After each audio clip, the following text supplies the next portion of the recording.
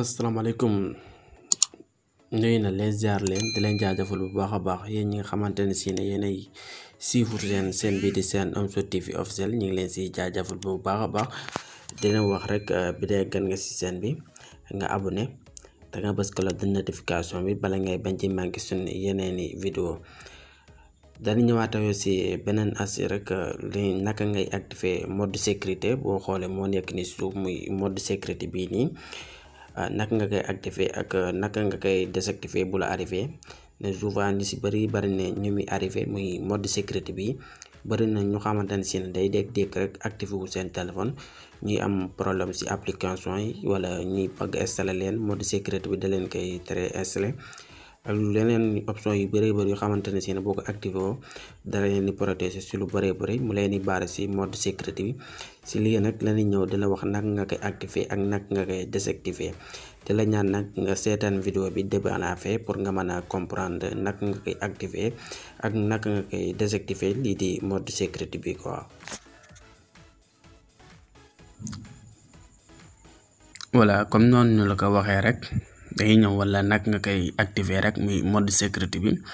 bëri na ñu mu arrivé trop nag nga xamante ne si ne seen téléphone day am mode sécurité souvent boo leen amee dañuy am problème pour installer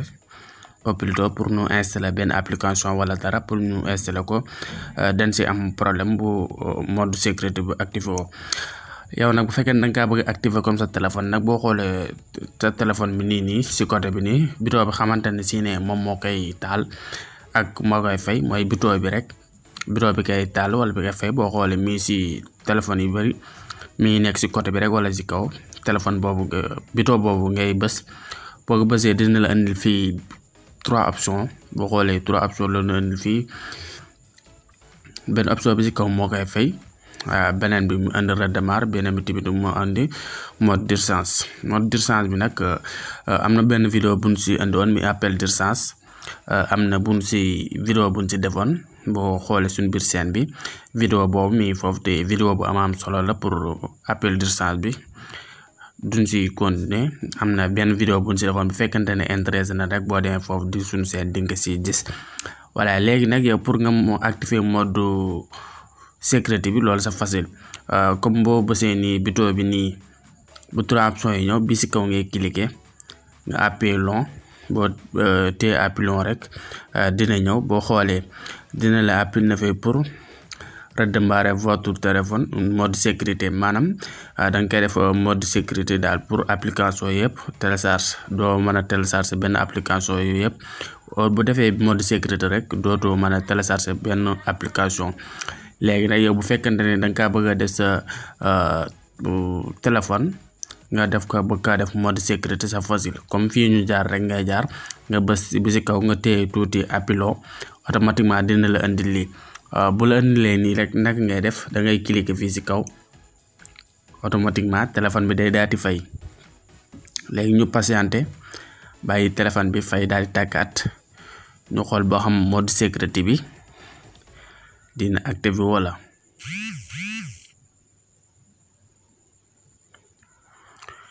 nii rek la ni activer mode sécurité bi souvent ñi mi arrivé nag bëri na ñu si bëri bu leen arrivé pour ñu installer benn application wala ñu am yeneen option yi xamante ne si ne dañ koy bëgg a def seen téléphone duñ ko mën a def ndax mode sécurité bi moo leen di toujours lu bëri ba duñ ko mën a def fekkante ne da nga bëgg a activer sa téléphone nag nii nga koy activer. bëri na téléphone yi muy nekk nag mode sécurité bi soit lu si bëri sa téléphone doo ko si activé sax mais parfois dafay activé wu quoi oui ni nga daal les ko activé léegi ñu bàyyi téléphone bi tàkk mu démarré wu patienté automatiquement boo xoolee mode sécurité bi ñëw na sax mais day def suñ code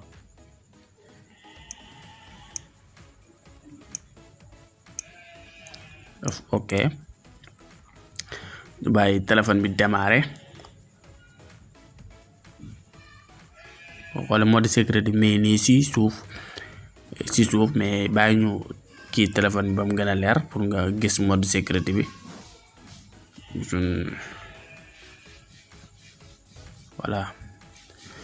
voilà mode sécurité bi actuellement ni mais ni activé na te xam nga ne day nekk si woon mais nii rek les koy activer boo ko bëggee activer moo nekk ni mode sécurité fekkonte ne da ngaa dem Play Store pour installer benn application daf lay andil ay problème pour nga installer ko du nangu mu installer wu wala tamit fekkonte ne tamit def nga ko ba mu ñëw sa biir téléphone pour nga installer application bi daf lay baare lu bëree bëri muy mode sécurité bi. léegi nag pour nga désactiver ko loolu tamit ça facile fi ñu jaaroon rek la ñuy jaaraat pour wax la naka ngay def ba désactiver ko ndax boo ko activer rek di nga ko war a mën a désactiver mais ñu bëri pour nut koy dindee mooy seen problème mooy mode sécurité bi. loolu c'est facile comme bouton bi nu bësoon ci côté bi foofu nga teewaat boo ko bësaatee dina la andil 3 options yi bu la andee 3 options yi nag da ngay def redémarrer nga cliquer waat ñu patienter nii rek nga def encore ñu patienter waat bàyyi mu tàkk ñëwaat Samsung Galaxy VS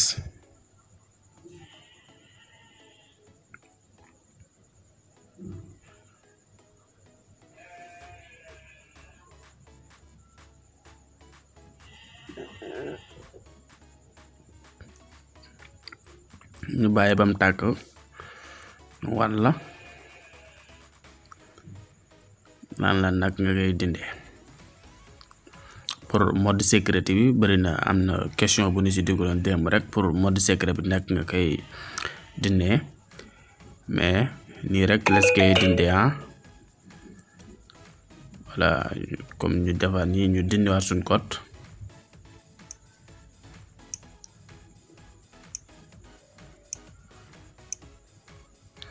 au plutôt attention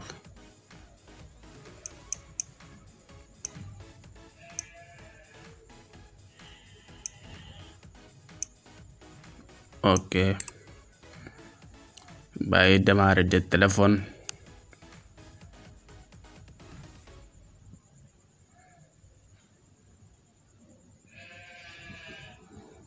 yokk lumière ba walla na mode sécurité bi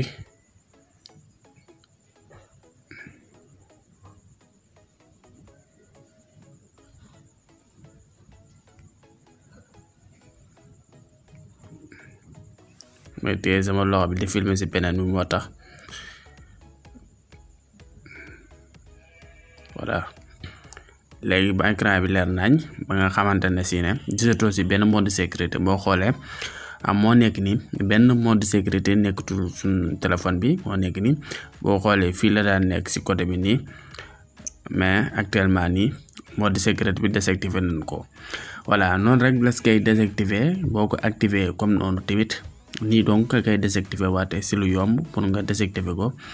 ci lu yomb la comme da ngay jaar foofu rek nga redémarrer ko automatiquement day daal désactivé wu mais tamit en plus bu fekkoon sa PC activé wu mais day nekk mode avion mais danga koy cliquer waat rek nga def dindi mode avion bi voilà ko defee yaa ngi gisaat ñaari sim yëpp day ñëwaat voilà léegi mode sécurité bi désactivé na ci lu yomb quoi voilà j'espère que na gars yi astuce bi leer na di la wax rek ngeen seetaan vidéo yi ba la fin pour ngeen di mën di comprendre astuce yëpp di la wax rek yow mii di doog a tombé suñu chaîne bi dee gan nga abonné te nga bës cloche de notification bi bala ngay bañ di manqué suñu yeneen vidéo di la dig à la prochaine vidéo incha allah.